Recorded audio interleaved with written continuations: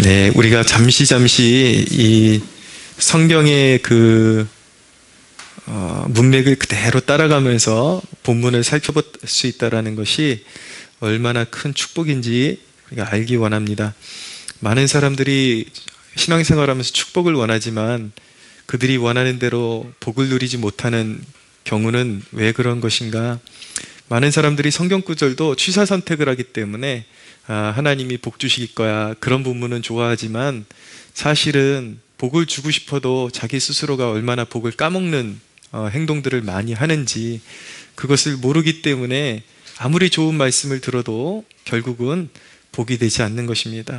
그러니까 우리가 하나님의 축복을 받는 것도 중요하지만 복을 까먹는 존재가 되지 않는 것, 그리고 하나님과 담을 쌓지 않는 존재가 되는 것, 그것이 매우 중요하죠. 그런 의미에서 오늘 본문이 매우 우리에게 유익하고 아주 귀중한 본문이라고 말씀드릴 수가 있습니다. 11절의 서두에 뭐라고 말씀하고 있냐면 형제들아 서로 비방하지 말라라고 말씀하고 있죠. 네, 비방의 본질은 교만입니다. 그것은 하나의 우월감의 표현입니다.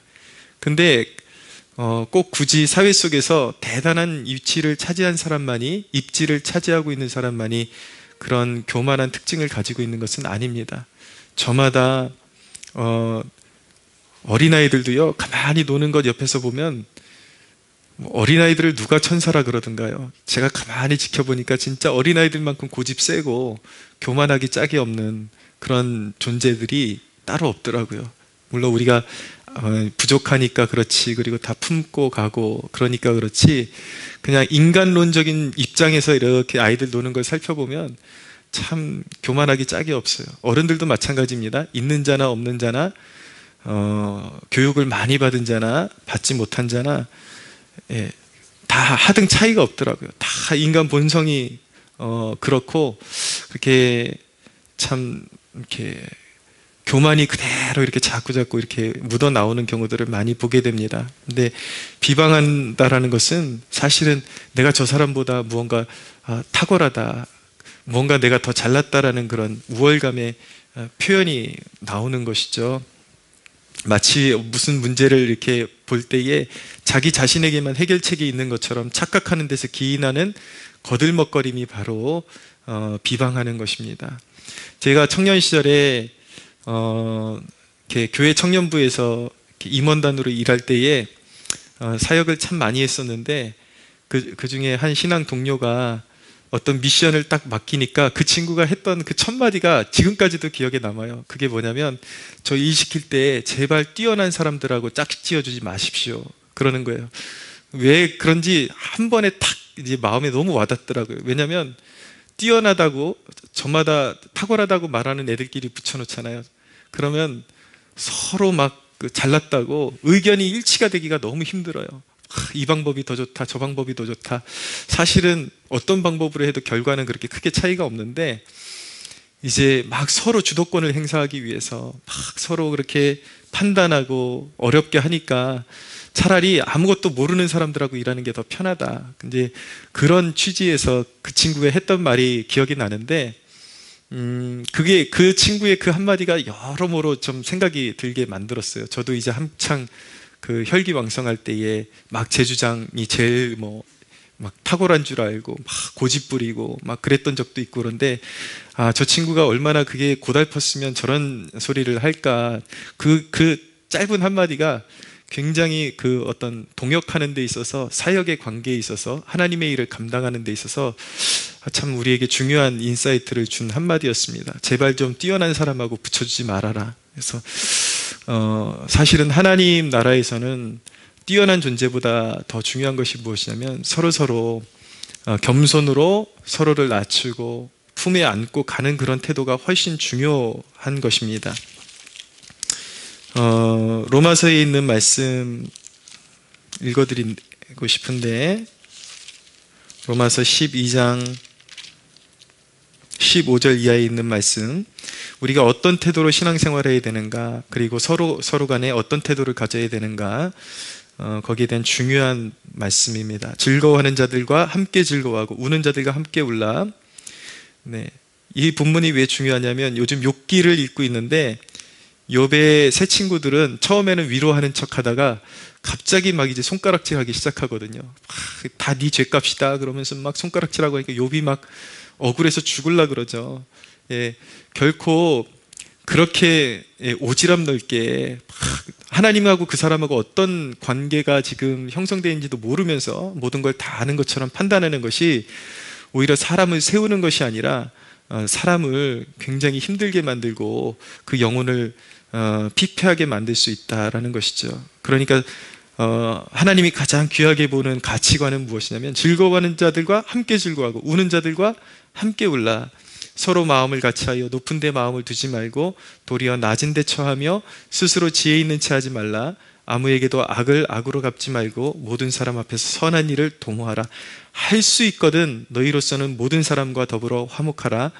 내 사랑하는 자들아 너희가 친히 원수를 갚지 말고 하나님의 진노하심에 맡기라. 기록되었을 때 원수 갚는 것이 내게 있으니 내가 갚으리라고 주께서 말씀하시니라. 내 원수가 줄이거든 먹이고 목마르거든 마시게 하라. 그리함으로 내가 숯불을 그 머리에 쌓아 놓으리라. 악에게 지지 말고 선으로 악을 이기라 라고 말씀합니다.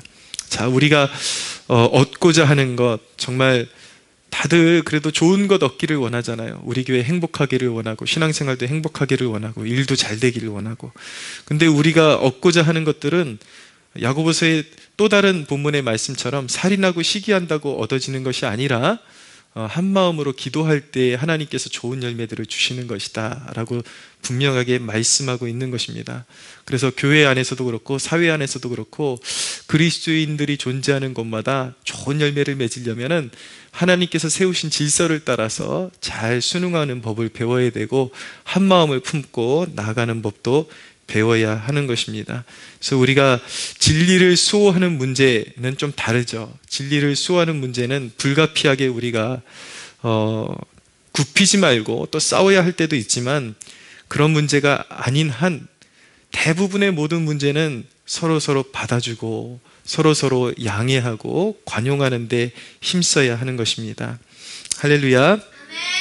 왜 서로 비방하는 것이 율법을 비방하는 일인가? 자, 11절을 다시 한번 제가 읽어볼게요. 형제들아 서로 비방하지 말라. 형제를 비방하는 자나 형제를 판단하는 자는 곧 율법을 비방하고 율법을 판단하는 것이라. 내가 만일 율법을 판단하면 율법의 준행자가 아니요 재판관이로다. 자, 서로 비방하는 것이 하나님의 율법을 비방하는 것이라고 말씀하고 있습니다. 왜 그럴까요? 자, 율법의 함축은 무엇이냐면 두 가지로 요약할 수가 있는데 가장 첫째가 하나님 사랑, 그 다음에 이웃사랑입니다. 내 이웃을 내 몸과 같이 사랑하라. 근데 이웃을 비방하는 것은 하나님의 율법을 업신여기는 태도가 되는 것이죠. 결국은 그 법을 제정하신 분을 조롱하는 행위가 바로 서로 비방하는 것입니다. 우리가 신앙생활하면서 기억해야 하는 것은 무엇이냐면 하나님으로부터 판단받는 위치에 있다라는 사실, 우리 각 사람이, 목사도 마찬가지입니다. 저도 마찬가지고, 제가 불가피하게 직분이 그렇기 때문에 여러분들에게 막 죄에 대해서 지적하고 때로는 책망하고 그런 이제 선포를 하지만 사실은 그 말씀이 여러분들에게만 해당되는 것이 아니라 제 자신에게 해당되는 것입니다. 그래서 사실은 내 영혼이 내가 설교하지만 이 밑에서 듣고 있는 입장에서 설교를 해야 되는 거예요, 저는. 그래서 내가 선포했지만 여러분들에게만 가혹하게 설교를 하는 것이 아니라 저 또한 그 허물이 드러날 때 똑같은 판단을 받을 수밖에 없다라는 그런 위치에서 설교를 하고 있는 것입니다. 그러므로 저와 여러분 모두가 어떤 위치에 있냐면 입법자나 재판관이 아니라 하나님 앞에 판단받는 위치에 있다라는 것을 한순간도 잊지 말아야 되는 것이죠. 우리가 12절의 말씀을 가슴에 새겨야 되는데 입법자와 재판관은 오직 한 분이시다라고 그렇게 말씀하고 있는 것입니다. 우리는 내 기분, 내 기준이 법인 것처럼 살 때가 참 많습니다. 사실은 신앙의 기준으로 다른 사람들이 거슬린다고 하지만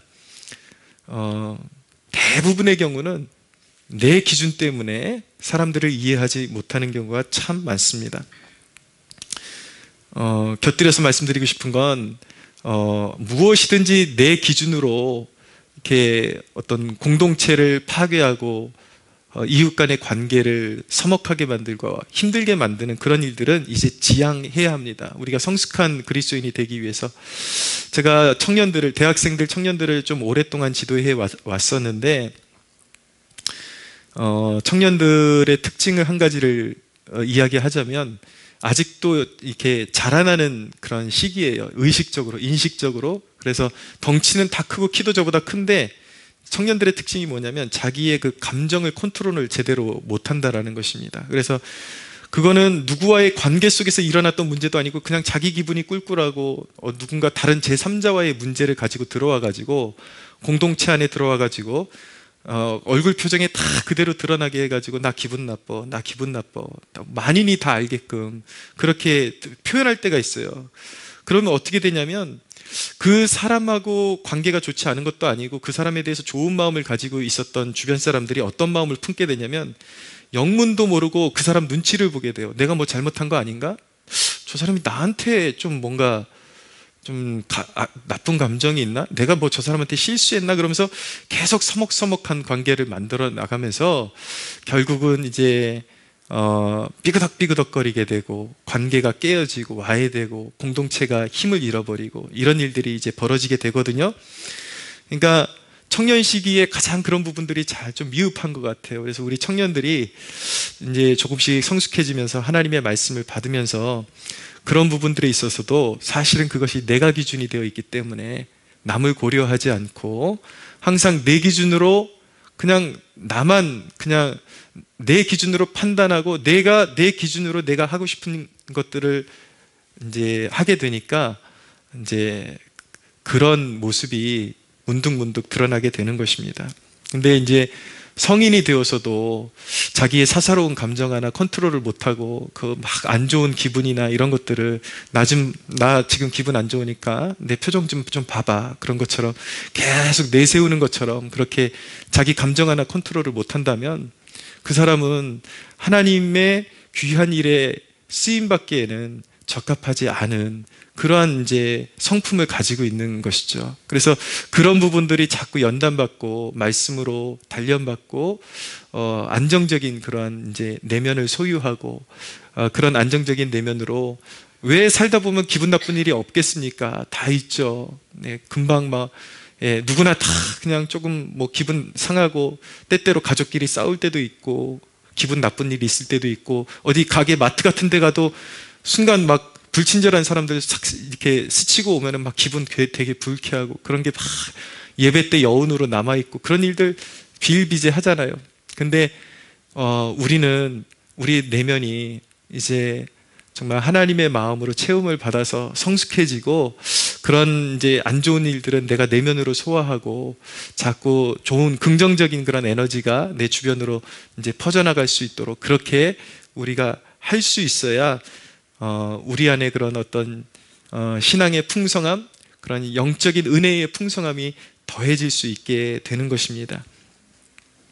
우리가 알고 보면 다 흠이 있는 사람들이에요. 네, 뭐 저 사람 팔뚝에 보니까 점이 몇 개다. 아유 보기 흉해 그러지만 자기 몸통에는 점이 그냥 몇 개인지도 모르고 다 점투성이인 사람들이 또 점 달린 사람들, 점박이들을 또 막 아유 점 흉하다고 막 그렇게 손가락질 하지만 사실은 자기 눈에는 자기 점이 잘 안 보일지 모르겠지만 다른 사람들은 내 점이 너무 잘 보이거든요. 아, 저 사람 팔뚝에도 점이 있고 얼굴에도 점이 있고 우리가 사실은 서로 판단하고 비방하는 것이 그런 종류다라는 거예요. 하나님 앞에서 나는 내가 저 사람보다 조금 더 좋은 인격을 가지고 있어 그러지만 사실은 하나님이 이렇게 내려다보시면 다 그냥 평평하게 보입니다. 그냥 다 그 사람이 죄인이죠. 다 죄인이고 하나 난 사람이 없다.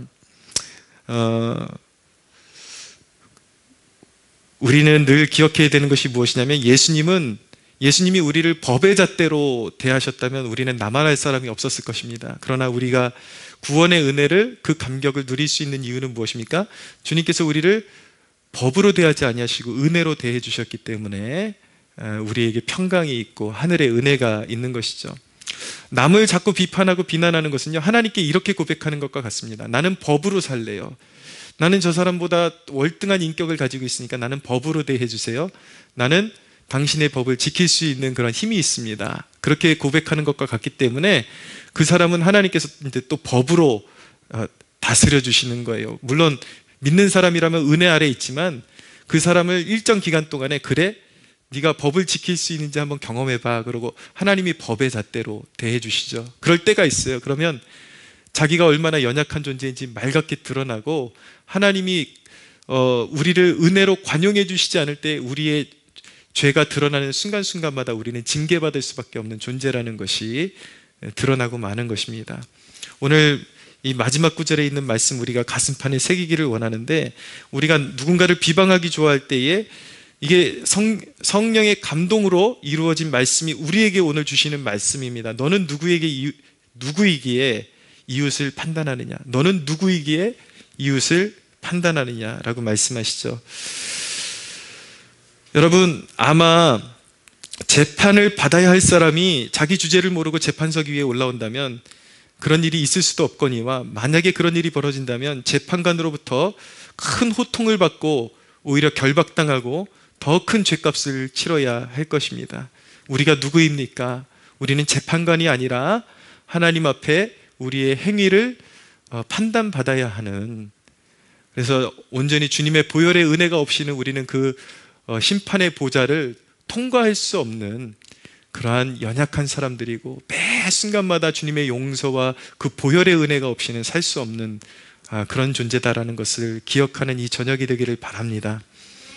오늘 말씀의 핵심을 줄이자면은 우리의 영적인 위치를 잘 알고 그리고 그 위치에 합당한 삶을 살아야 한다라는 것입니다.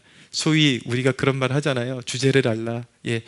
신앙에도 포함되는 말인 것이죠. 우리 주제를 알고, 내 주제를 알고, 우리의 스스로의 위치를 알고 거기에 합당한 행실을 가져야 하나님이 영광을 받으십니다.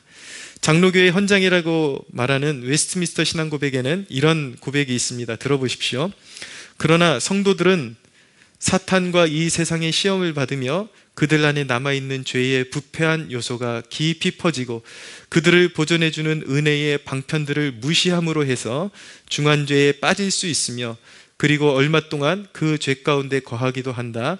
그로 말미암아 그들은 하나님의 분노를 사며 그의 성령을 근심케 하고 그들이 받은 바 은혜와 위로의 얼마를 상실하게 되고 그들의 마음이 강팍해지고 그들의 양심은 상처를 받으며 남을 해치거나 중상하여 일시적인 심판을 자초하게 되는 것이다 라고 고백을 합니다. 우리가 그리스도 안에서 모든 저주가 우리를 떠나갔고 우리는 축복받을 존재로 부름받았지만, 그렇지만 축복을 원한다면 말씀의 원리에 순종해야 되는 거예요. 그렇잖아요.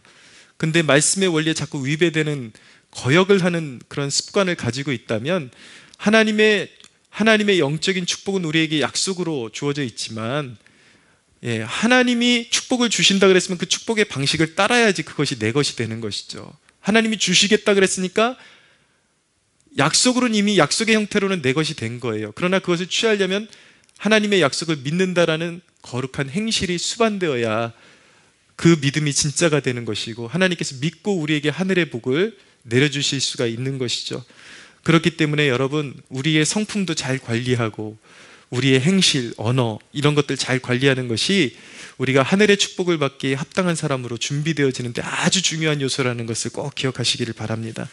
항상 우리 마음 중심에 쓴뿌리가 나지 않도록 자신을 살펴서 말씀과 성령으로 연단받은 양심을 소유해서 정말 하나님의 그 부유하심, 은혜의 풍성하심을 날마다 경험하는 저와 여러분들 되시기를 예수님의 이름으로 축복합니다.